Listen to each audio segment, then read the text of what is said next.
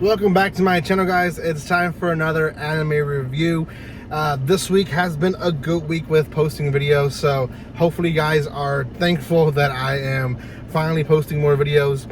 I will try my best to catch up on reaction videos as well as other review videos like manga chapters and volumes that I have still to catch up on. So if you haven't done so, by now, check out my other videos of this week.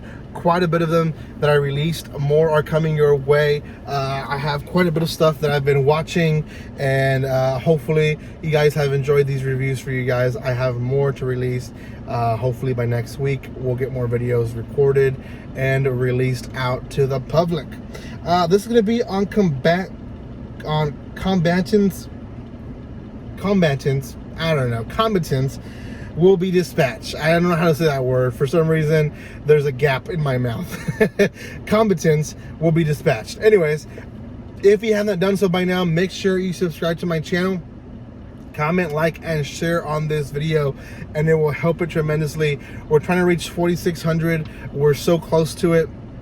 About 50 people away, hopefully, by the time this video is posted. So if you have not done so by now, make sure you subscribe, comment, like, and share. That always helps so much.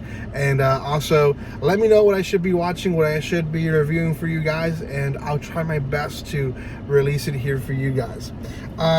Combatants Will Be Dispatched is a series that was based off a light novel and also now manga. I think they have like 6 volumes now. I could be wrong. And it's a interesting story, to be honest. It's about an agent who is sent with an android to prepare a world that is going to be conquered by his organization, his agency. But the world needs to be a certain way. That way they can show up and essentially conquer the world.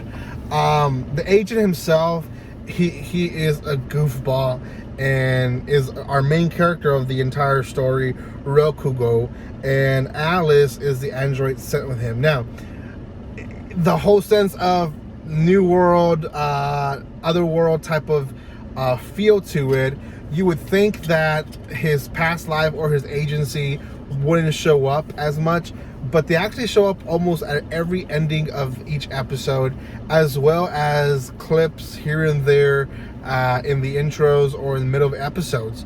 We get a little bit of the agents' leaders, Belial, Lilith, and the other girl, I forgot her name.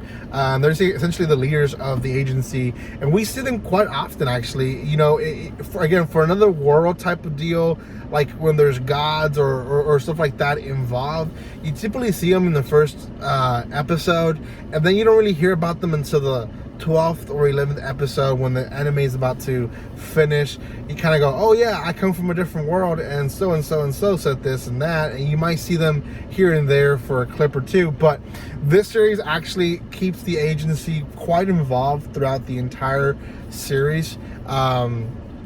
And Alice herself, and as well as Rokugo, have to report to them every day and kind of tell them what's going on in this world that they're trying to prepare for it to be conquered. Rokugo landing in this world makes a friend, Astaroth, and essentially she is an important soldier to the human kingdom that is settled there in this world. Rokugo shows up and essentially increases his ranks in the army, and he gets his own group. Astaroth being in his group, as well as other oddballs that people weren't very big fan of. Sorry, it's not Astaroth. Snow, and then Grim and Rose end up joining his team as well. People that a lot of groups in the army didn't want to approve of them because they're kind of like half human, half something else. We'll just leave it like that. His group obviously is the oddball, but Rokugo, with his mentality of futuristic tactics and very much not worried about gaining honor in battles, he's able to win so many battles that the humans are losing because, one, they either fight head on and kill so many of their soldiers, or two, they just don't think outside of the box, like how to get to the top of the tower, or certain techniques that Rokugo kind of figures out how to avoid as much as battle as possible, and then when in battle to avoid as much damage as possible as well. So obviously that helps him grow in ranks and ends up going to different difficult missions. I will say this series has quite a bit of fan service that ends up being more of the comical side when it comes to fan service. It's not purely important for the story, but it does develop the characters as, you know, as innocent character girls, or as Rokugo being the manly, one-sided type of thought person that we typically get in these series, to be honest. Overall, quite a good series. The last 2 episodes were purely based on this last mission where we meet another of the demon leaders, Russell, who is very, very confused of how his comrade, female demon, lost in the hands of this human, and Russell gets this like big robot. It ends up being kind of like a mecha type of episode, at least the last episode does, but eventually he's defeated, and yeah, he's gone. The side characters, I think, really help so much for this story to be as funny as it is. Without the side characters, I don't think the story would continue so comical throughout the story.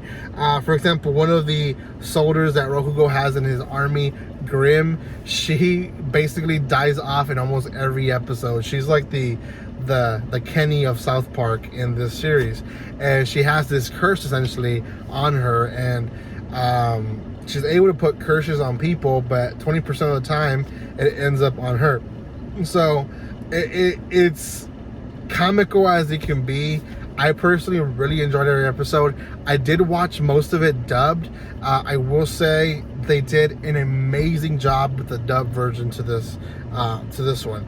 I don't know if a lot of people watch dub that watch my reviews, but personally I watched this one mostly in dubbed. I watched 3 episodes subbed, and subbed, it was also really good, but because they took the liberty to make comedy in the English language with the same essential jokes in Japanese, but with the American culture, I think it was amazing. It was great. I really did enjoy it, and yeah, out of 10, I give this one a 7.5 out of 10. I think it's better than the other one that I reviewed this week.